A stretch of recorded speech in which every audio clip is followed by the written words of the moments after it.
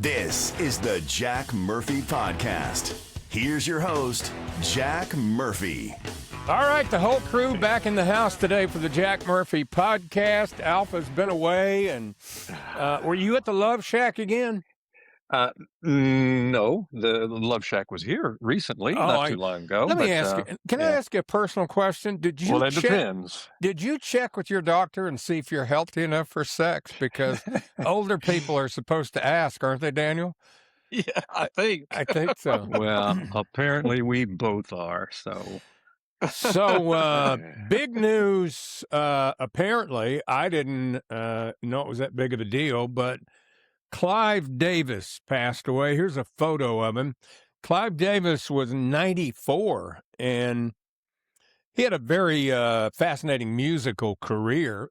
I don't know if you're aware of this or not, but he led several different record companies, but he brought rock to Columbia Records, and then he went on to found Arista Records. But a strange guy. He was married and he had kids, and then he got divorced. He's a very dapper dresser. I was at a couple of events where he was there, met him one time, but he's one of these guys, when he was like 80 years old, he decides he's gay. Oh, I didn't know that. Yeah, he'd been married and had children, and he came out to his adult children. I always thought, how does that work? So, was he bisexual, or had he been gay his whole life and played like? I didn't get it, but I went, why now? You're 80, and then it was in the trade. I guess he thought it didn't matter at that point. I guess, but I remember reading it in the trades. But back in 1979, in fact, I have the plaque right here. I won some small award. I was a disc jockey in Savannah, and I went to this convention in Atlanta, and Clive Davis and some other big-time record company guys came to this thing. Anyway, somebody broke into Clive Davis's hotel room while he was at one of the meetings, and they stole all of his clothes. And now he, again, was a clothes horse. He was always perfectly, impeccably dressed.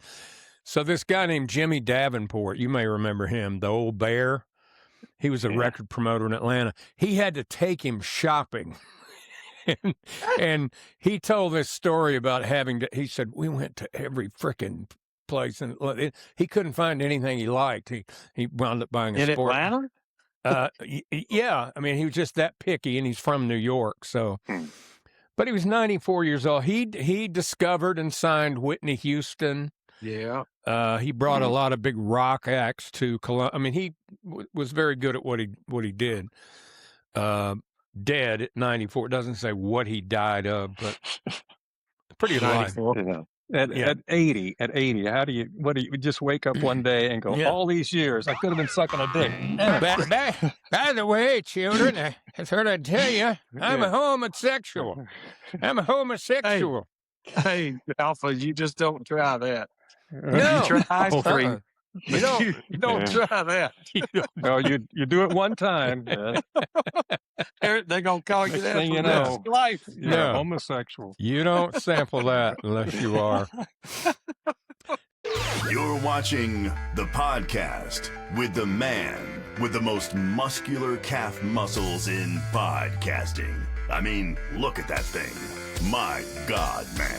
This is the Jack Murphy Podcast. So my daughter rented this place up in Sevierville, Tennessee, and I didn't want to go to Sevierville, Tennessee. Well, you could have seen Dolly. What? But so they went up, and I said, I'll tell you what, I'll come up for just the weekend. So they went to Dollywood on Friday, and I drove up there Friday afternoon. And my GPS took me on some weird way to get there. I went backward. I went through some little towns in North Carolina I didn't even know existed, and I thought I knew them all. But from right before you get to the Tennessee line, is it Newport, Tennessee? I think it's called. Yeah. Hot Springs, North Carolina. From Hot Springs to Newport, there's a lot of meth usage going on. Yeah. I said this on my walk in the well, I was walking in the woods, but I did a video on it Friday. You go by like a perfectly nice little, 1,200 square foot house with a nice yard and a pickup truck in the yard, and then you go by a nice mobile home with a nice yard, maybe a garden and a pickup truck, even RVs. A lot of people living up there in the mountains in RVs and yard. And then you'd go by 3 houses in a row where it looked like a bomb had gone off in the front yard. I mean, there's just shit everywhere, up in the trees on the porch, and had a bush car out in the front yard. There's like 4 guys out there with wrenches taking this car apart. Look like they've been out there for 3 days and 3 nights taking it apart, and you just went, somebody's doing some meth. You probably should have pulled in there and see how good they could do with gazebos. No, I would. You'd never get rid of them if they came to do it. But it was a beautiful place up there, and I was talking about how nice the people were. I went into Walmart, Alpha, and had I told these people that I knew the guy from Golden Petunias, the TV show. Sweet Magnolias. It's not Golden Petunias. Right, I always forget. Yeah, but I'm telling you, everybody in that Walmart talked to me. I think I met every customer in there. You'd be walking down the aisle just looking. They go, "Hey, how you doing?" "Fine." "Where are you from?" "Charlotte." "Oh, well, welcome to Sevierville." And the cash register, everybody up there was just as nice as they could be. Well, you're finding out some of the same things that all the people who are here visiting for the World Cup are finding out. Yeah. America's a pretty nice place. And most of the people in Charlotte are nice, but not this level of nice. I mean, this was an over-the-top level of nice. But I'll tell you, I came home yesterday morning, and I missed my exit. Oh, I didn't tell you this either. I drove by the Bush's Baked Bean headquarters and plant, and they have a Bush's Baked Bean general store, and I was going to stop, and it wasn't open yesterday morning. Oh, did they have the talking retriever? Well, I guess it's in there. You can buy stuff that talks to you, but I didn't get to. But anyway, so on my way back, it routed me on I-40, which I knew was going to be a problem. So for years, I've been driving over to Tennessee, to Chattanooga, Knoxville, down to Chattanooga, when I lived up in Greensboro. And that road has always been a nightmare because every summer, seems like clockwork, they have rock slides that close down several lanes, and then it takes them months to fix that. But it's a 4-lane interstate, and it's rarely ever been open totally. It's usually down to 2 lanes, or there's 2 on one side and 1 on the other. But I got to tell you, there's about a 15-mile stretch up there where Hurricane Helene, and I've seen, some bad photos being here in North Carolina of Chimney Rock and those places. But, you're on the side of a mountain, and, it's just 2 lanes. Now it's closed down to 2 lanes, and you're looking off to the right, and it drops off 200 or 300 feet, and there's a river down there. And I mean, it just gouged out the side of the mountain, and there's just, millions of these giant boulders the size of houses and rocks that came tumbling down through there. I mean, the sheer power of what it took to do that blew me away. But they're nowhere. Wasn't that 2 years ago? No, or more, maybe. Or more, maybe. I think it was summer before last that it happened. They're nowhere even close to having that thing anywhere near fixed. And they have those giant, those giant dump trucks they use like on mining sites. Mm-hmm. They had hundreds of them, and these gigantic excavators, and they're just piling rock up basically on the side of the hill, building it back up. And I'm thinking, I'm not sure I feel safe even driving on this. But my point is, maybe it was a bad idea to put the interstate there. Well, where else were you going to put it? Well, go around. Cut through the mountains somewhere. I mean, think about 81 all the way from, Roanoke to Chattanooga. I mean, to Bristol. Maybe mountains they have to cut through to do that. Maybe they should have done a tunnel. I'm just saying it's always screwed up. It's always closed. They're always having rock slide. It's dangerous. Yeah. And Lord knows what it's going to cost to fix it all when it's all said and done. And it could happen again this summer. Well, they put those roads where the pioneers cut through, and the pioneers cut through because the deer would cut through that way. Mm-hmm. And so then we followed along and just tried to build things up and make them safe, tunnel where we could, and let the rocks slide where they will. Look at him whipping out that historical knowledge. Well, there you go, man. There's a lot of things in our lives that that we use all the time that the size of that item is totally random. Mm-hmm. Like a golf on a green, the size of the hole on the green. You know how that got there? No. What is it, Daniel? It's 4 point something inches. The hole? Yeah, the hole. Oh, I don't know. It was they used. I've never seen it. Well, the way it happened was at the old course in England. They used the downspout of the gutter to make the hole. Mm. And so that's how we got the size of the hole. And then there's one about the train tracks. Is that the width of a Roman cart or something like that? It's a width of 2 horses' asses, actually. Okay. Because it was the cart, the ruts that the wheels of chariots normally pulled by 2 horses, it would cut through that way, and so they just measured it the same way. Look at you people out there watching this podcast, just getting all sorts of incredible knowledge today. That's serious what we do. Education today. And Daniel, being a pitcher, the rubber is 60 feet 6 inches from home plate. Why? Totally random that they picked that number. Is it just random? I don't know of any rationale behind 60 feet 6 inches. I don't either. I've never figured it out. But... I didn't even know it was. Then something else happened on the way back. One other thing, and I want to get your take on this. So I, of course, had about 3 cups of coffee yesterday morning when I got up, and then I had my big water bottle full. So I get in the car, and I'm drinking the water, and I made it a long way, but I needed to stop and go to the bathroom. Mm. And so come to an exit where there's it says McDonald's, Zaxby's, and usually McDonald's bathrooms for the most part are clean. I said, okay, I'll go in there. So I park and go in there. First time I've ever seen this in my life, and it was one of these new fancy McDonald's, with the nice inside and the kiosk where you can order. Right. I go over to the bathroom, and there's a woman standing in front of the thing, too.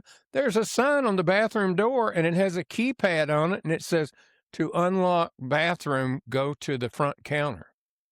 And I went, I really got to pee. I don't want to go to the front counter. So I go to the front counter, and, of course, there's like an 80-year-old man. He goes, $1.61, $6, counting out change. There's 2 people in line behind him, and I said, I'm going to pee my pants if I have to stand here. So I grabbed the manager. I said, can you get me in the bathroom? She said, come on, I'll let you in. And I walked around and I said, y'all must really be having trouble to have the bathrooms locked during the day when you're a Sunday, when you're busy. And she goes, don't even get me started.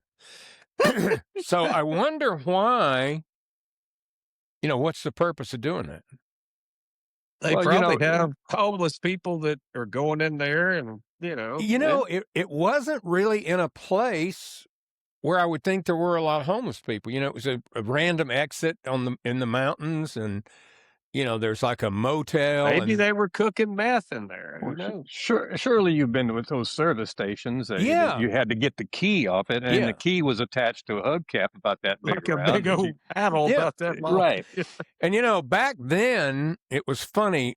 People in the South, they had a completely different philosophy or idea about the bathroom. And then it flipped at some point. Like, people didn't like you stopping just to use the bathrooms. Yeah. They didn't like it at all. Patrons only.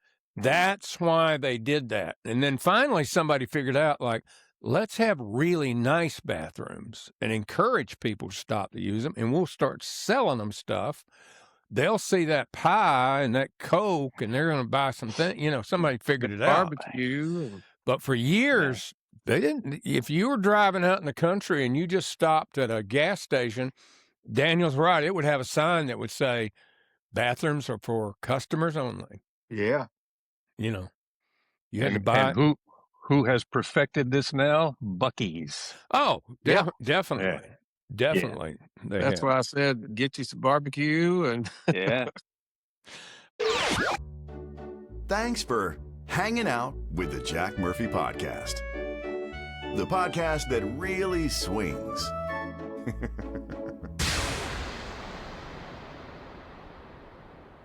All right, we have some breaking news from Florida. From the Villages, a pickup game of pickleball took a violent turn in Florida. This lady known as Pickleball Pam here's her mugshot. Pickleball Pam assaulted a stranger by hitting him in the head with her paddle multiple times, drawing blood, and she's facing a felony battery charge. There in the village. She looks a little young for the Villages. Well, are you sure it was the Villages? I guess. I don't know. Oh, was it? Yeah, I'm sorry, it wasn't. It was St. Augustine. Okay. She was playing with a stranger.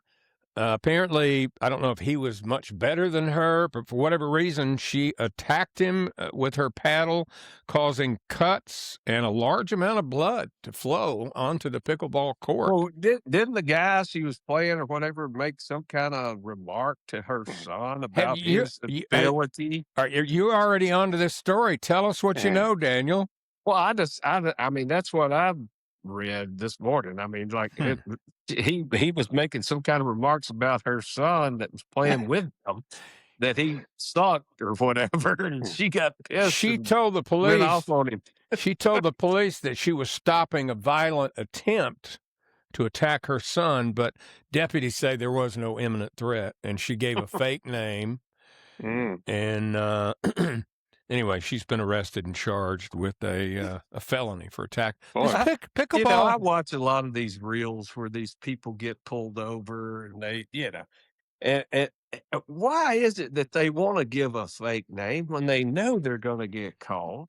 They have a warrant. And they never have ID. They have a warrant. And, I mean, if you drive around Charlotte, I would bet you 20% of the cars on the road don't have license plate. They have a little sign that said tag applied for, lost tag, or they have a paper dealer tag that's 6 months out of date. And people around here have them that say farm use. Yeah. And they live in my neighborhood. And the police don't ever do anything about it. They don't care. Yeah, they live in my neighborhood and have farm use. So. I learned something from my son. When was it? He told me this Thursday. So I said, I went to the park to walk on Thursday, and I said, I pull up in the main parking lot in the middle of the day, and there's a black guy just openly smoking a big blunt right there at the car. And now the police and the park rangers come through there, and he goes, oh, yeah. He said, nobody cares anymore. He said, you can buy pot now in North Carolina. And I went, what do you mean? I said, we don't even have medical marijuana. Now, you can buy hemp, because I was at the farmer's market, and I went up to this. It said CDB, right? And somebody told me it was good to help you sleep. And I got some tincture. Didn't do anything for me, but anyway, this guy's got a big jar, and I opened it, and there were buds. It looked like, buds. I opened the jar and smelled it, and I said, you're telling me that's not marijuana? And he goes, it's hemp. I went, I think if I got pulled over with that in my car and the highway patrol guy, I'd have a hard time convincing him that it wasn't weed, that it was hemp. And he goes, that's why you have to sell it in a special bag and all this stuff. Well, apparently, now, they do sell this stuff that's illegal in North Carolina that's a derivative of hemp that has what's called Delta 8. Yeah. And it apparently will get you high. Well, now I don't understand it. I'm going to look more into it, but they've passed a new farm bill in North Carolina, making it legal to sell products with Delta 9 in it. Well, Delta 9 is just regular old THC. You can't sell the flowers and the bud, just the gummies. And so they're being sold. Which are more dangerous. Yeah, they're being sold all over the place. So for all practical purposes, we do have legal marijuana here in North Carolina, and I didn't even know it. All this time you've been missing out. Yeah. Now, I go down to see my cousin in Florida. He took me into, we just wanted to see what it looked like. And it was hilarious. It was like I think it had been a bank before or a jewelry store or something. And, you know, they had a weed of the month club, mail order weed. They had 100. What was that old magazine? High Times. High Times. Yeah. And they had all of the buds on display. They had candies. I mean, it's high-tech business, man. It is. High-tech business, no doubt about it. But some of that stuff nowadays is just way too potent, way too. Well, yeah, the THC levels through the roof, and that's why these kids that are smoking it's destroying their brains. Yeah, it's pretty lethal. Yeah. But.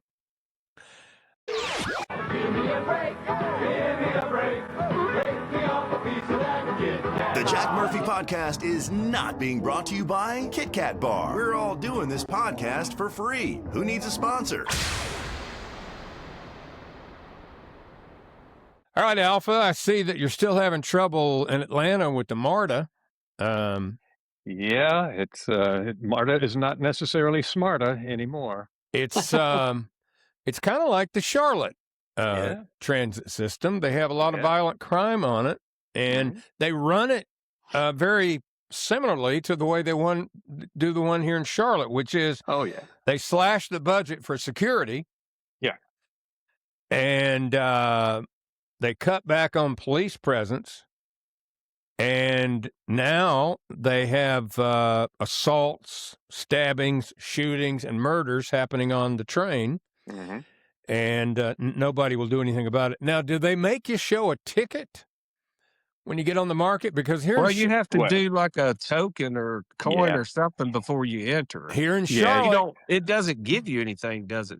Alpha? No, well, you get a little ticket, and then you stick it through the electronic slot, and it goes through, and the arm opens so you can go. But most people just jump over the, Well, here in Charlotte, nobody buys a ticket. They're supposed to, but since they don't have anybody on the train checking them, and you don't have to scan it or anything when you get, nobody buys them. So, can you imagine trying to find somebody to do that job? Well, that's the reason we have so many violent criminals. In fact, we just had there's another video circulating right now where this guy that was out on bail, crazy as a loon, is on the thing with a knife, and he just beats the crap out of a woman. And he's got a big knife, and he's trying to stab somebody.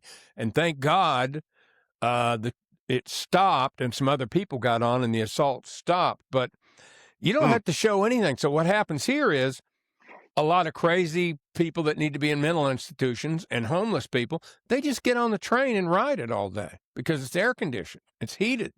So they stay warm in the winter, cool in the summer, and they can do whatever they want to do. They panhandle off people, get money for food, and, it's but it does shut down, doesn't it, Alpha, at a certain time? Like maybe 3:30 in the morning? Or I don't think it actually shuts down. I mean, I thought it did shut down for a couple hours or so. Yeah, they probably shut down for a few hours, but they run a lot. And then, of course, when there's special things going on, like the World Cup, they'll run around the clock, I suspect. But they got right on this, though. I mean, there were several stabbings and assaults that took place on the train. Here that there were 10 murders on the MARTA in the last 2 years. Yeah, and they get right on it. I mean, they're going straight to handle the problem, aren't they? Yeah. So they're firing the uniformed officers. Yeah, the who way would normally police the way they responded, they fired 35 security officers. Right. Yeah. Including 10 that were police presence on the train, but they rebranded that'll do it. MARTA with a DEI office. They spent they spent 1.5 million on DEI, and they call it. By the way, somebody gave it a name. The women. Apparently, there's a group of 4 or 5 black women that are in charge of MARTA, and they call them the MARTA Mafia. And they pretty. I'm just sitting here thinking about MARTA, what they used to call it. Yeah, well, there's that. I remember that. There used to be nicknames for all of them, in San Francisco and just about anywhere you went. You are watching the Jack Murphy Podcast. Please remember to like and subscribe. Now back to the podcast, y'all. I don't know if you saw this over the weekend, but Kamala Harris has done it again. She did an interview with Don Lemon, the famous French black journalist, Don Lemon, and Don was asking her, question: Are you going to run for president or whatever? But she started talking about hope. And she started talking about hope, and it was like this gigantic word salad. And at the end of it, she said, "I really believe that we should change hope to a verb." Make it verb. And Don didn't tell her. He didn't have the heart to tell her. It is a verb. It is a verb, idiot. I don't know if he even knew. And so it's getting a lot of play on the interwebs Lord, today. that's pathetic. I swear. And she was our vice president. and she was representing the Democratic Party in the election. Yeah, could have been the president. I mean, speaking of which, the Democrat Party, did you see that they have the official platform now for the Democrat Socialist Party in America? No, what is it? Their official platform, among other things, is to abolish prisons, abolish the presidency and the Senate, and the Supreme Court. And just have Congress. So right? Who's going to run the country? Congress. Congress would have say-so over what would be left of a Supreme Court. So what they want to do is they want to abolish the Constitution, basically. Right. Yeah. They want to rewrite the Constitution, get rid of the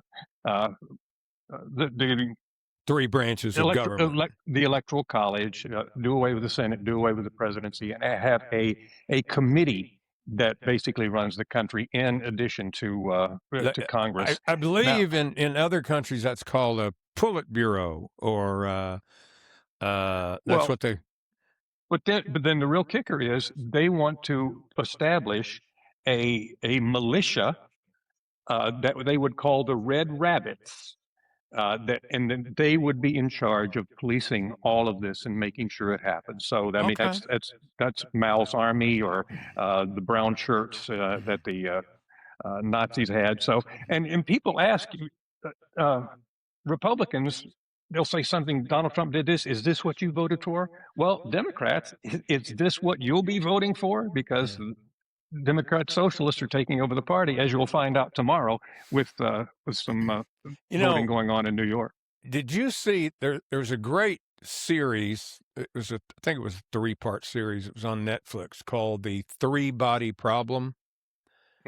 It really good. I'd watch it. It's a sci-fi thing, but it begins with when Mao took over China.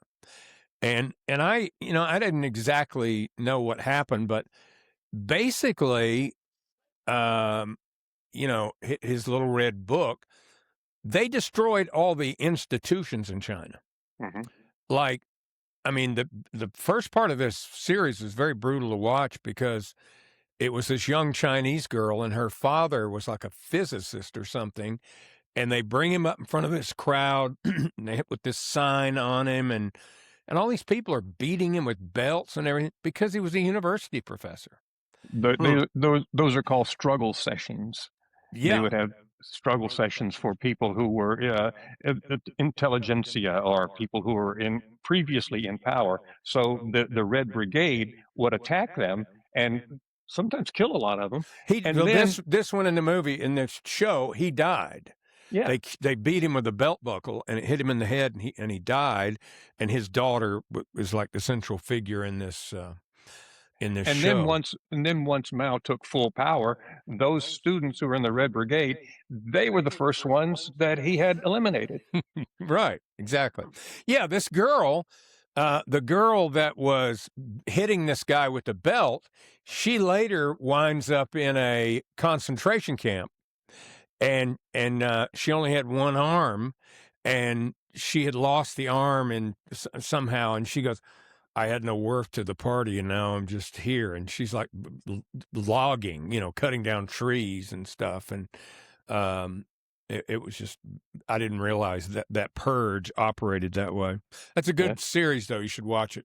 Yeah. Of course, I'm still upset about the close of Clarkson Farms. It's the last 2 episodes. Did you watch, Daniel? I watched it last night. It was so sad, wasn't it? Have you done any? I haven't looked it up yet, but of course, that was like when? What was that last episode? Well, I just saw a promo. It was last year, so there should be something about I just saw a promo he did on TikTok this morning where he said they're filming season 6 right now. So it's good. I'm just glad. He's doing better. I guess he looked fine. I'm just glad that Golden Petunias is not sad like that. Sweet Magnolias. It's not Golden Petunias. Listen, I fast forwarded through that show looking for you, and there were a bunch of baseball scenes, but I didn't see you in any of them. Well, that's because I was looking so trim and fit wearing these are all young pinstripe uniform. No, these are all young baseball players. Exactly. Yeah, see, I had you fooled. And I slowed it down. You weren't in the same. These were like high school games. Yeah, well, we were playing some younger guys, and they couldn't match Well, it was the alumni game, wasn't it? All right, alumni team. Yeah, I'll look again. Go back to again. I would what like to. What episode was it? Yeah, what episode? 3 or 4, I think. I'm not sure, but I'm in several episodes for the whole season. So. All right. Go back, you'll see. And when we're hoping for season 6, hoping that gets green-lighted here very soon. Just like Clarkson Farms. Exactly. 6th season, that'd be awesome. Exactly.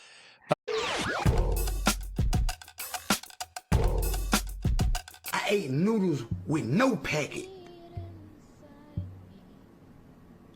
Cereal with the canned milk. The powder milk. No milk. Waffles, no syrup, jelly.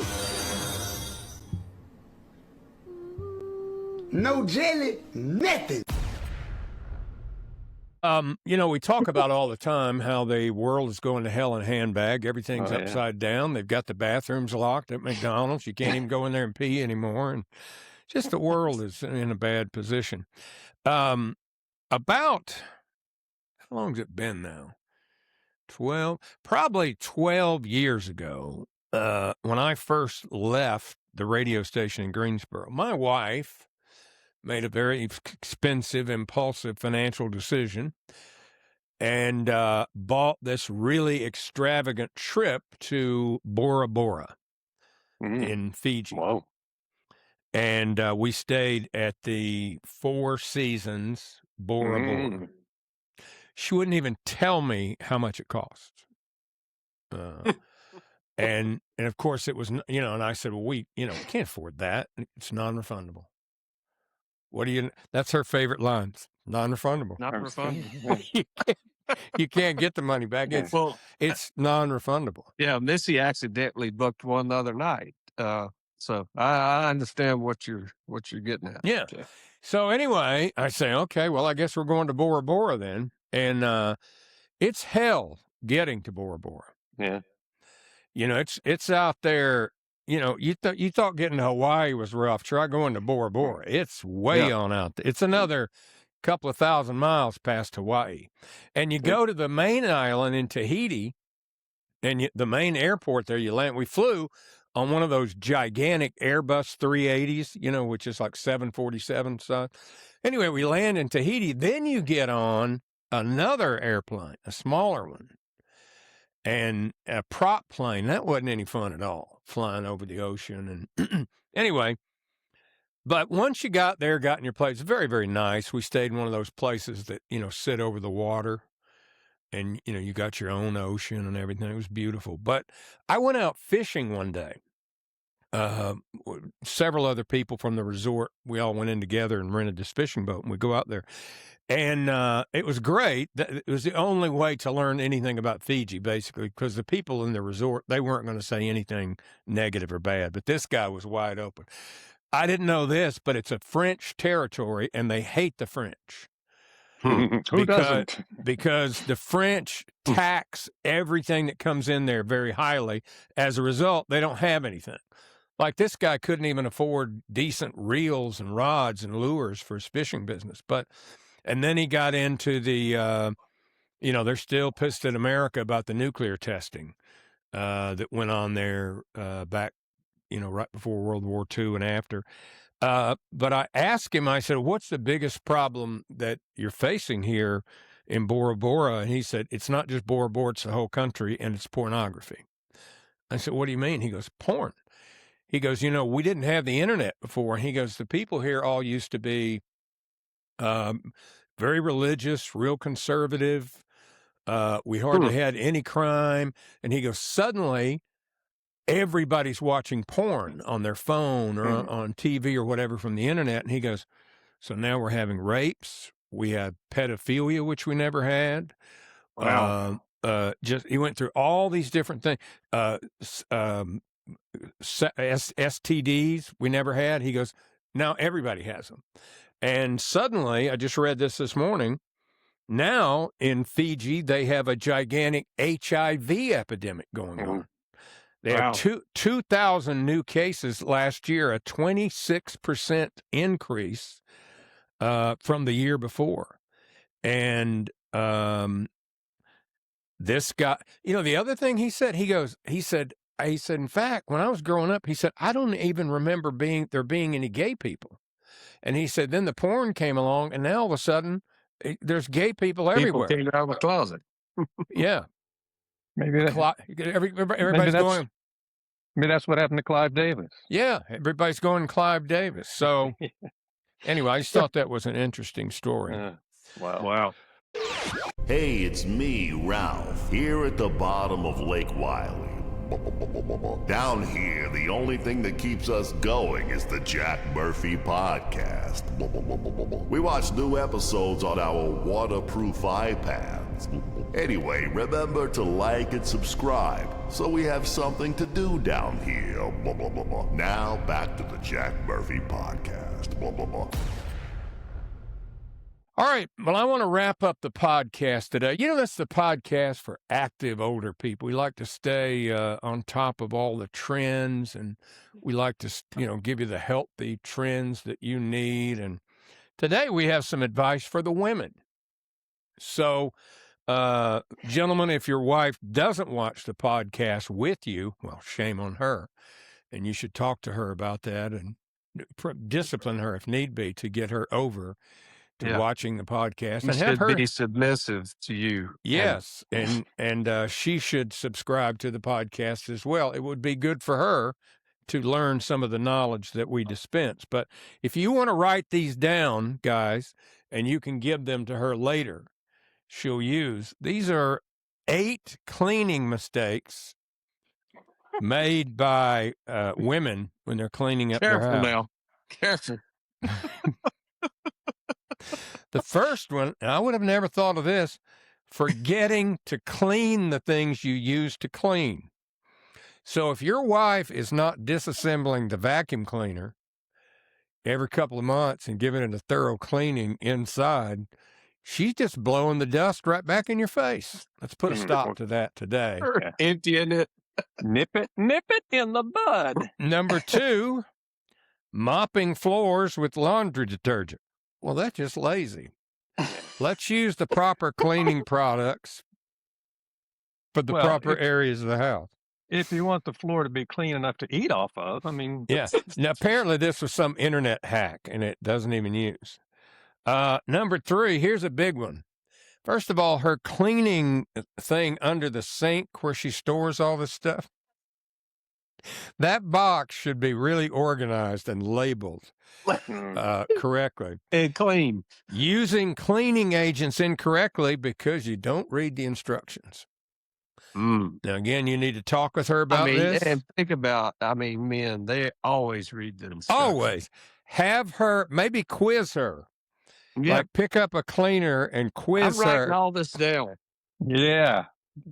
See how Missy responds to that. Pick up the cleaner and quiz her on some of the instructions on the back. And if she can't answer correctly, again, maybe some disciplines in order and some study period with the cleaning products. Let's see what else we've got here. All right. Spraying cleaning agents directly on surfaces. Again, unless directed by the instructions, you should apply the product to the sponge or a dish rag or whatever. And if she's not doing that, she's wasting your money and not cleaning properly. So let's put an end to that. Combining cleaning products that render each other ineffective. Again, going back to the instructions, it'll tell you you can't do that. Don't use ammonia with bleach. And that bleach, kind of that'll kill you. Cause a fire. That's a fire hazard. Here's a big one that's a pet peeve with me. Overlooking the dust buildup on vents and fans. If she's not cleaning the fans and the vents and changing the filters on a regular basis, you're just recirculating the same old dirty air and dust right back into your house. At least hold the ladder. I had to put my foot down and have her clean the fan out in the outdoor living area. But it was nasty. Yeah. All you've got to do is just the next time she comes out there, just run your finger along the top of it. I'm going to put on a white glove. And hold it down. And if it's got dust on it, she's failing. I'm going to put a white glove on and go. All right. Washing windows on a sunny day. Cleaning glass on a bright day can cause streaky, cloudy windows, and nobody wants that. No.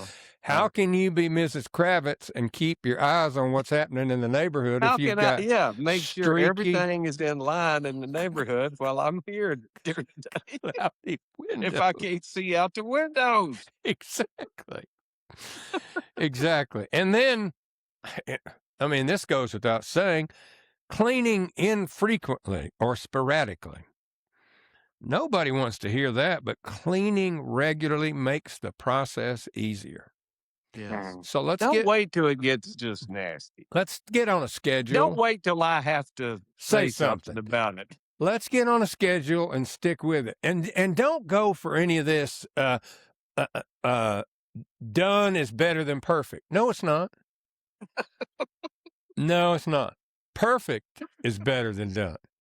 Okay. Good luck with that. Good luck with that, guys. And finally, this is the last one, and this is another pet peeve. Allowing small issues to build up like grease, soap scum, mineral deposits. This can cause bigger, more time-consuming cleaner that you have to do later. And if you were on that schedule we were talking about, you wouldn't have to. I'll hang on to these if y'all want to reach out with a message. Yeah. And I could put them in the description. Added one more to the list, and that's what's that? Keeping the oven regularly clean. Definitely. That women today, you can't do it once a year. I got to tell you what, I've noticed that a lot of these modern women, they don't clean the oven. No. You remember when your mom used to spray that Easy Off oven cleaner in there and put the oven on lock clean? You couldn't get into the oven for about a week because it wouldn't unlock. And then when you did, the house. And then when you did unlock it and open the door, this plume of noxious, I'm sure poisonous gas would pour out and knock you down. And then she'd have to stick her head in there and wipe all that stuff out. But you're right. People just don't clean the oven anymore. Yeah. I don't know why. But anyway, I hope you find those tips helpful. And again, just send me a message. I think that was some good information for all all the men listeners. I believe it was too. Well, good to have you back, Alpha, and Daniel, good to see you today. And thank you, folks, for watching the Jack Murphy podcast. If you haven't, give us a subscribe down below. You'll get more important information like those cleaning tips and some other things. And be sure to check out the Golden Magnolias. Sweet Magnolias. It's on Netflix, and it's in the Sweet Magnolias. When I was on there Saturday, it had fallen to number 3, but I'm sure it'll be right back to number 1 in no time. It's a great show. He plays a baseball player for a retirement center or something. I'm not sure exactly what's going on there. Anyway, have a great day, and we'll see you tomorrow here on the Jack Murphy podcast. Thanks for watching the Jack Murphy Podcast. Remember to like, subscribe, and ring that bell. Go ahead, ring it. Get alerts when a new episode drops. And tell your friends about the Jack Murphy Podcast. But only the cool friends, please. Tune in next time for another episode of the Jack Murphy Podcast.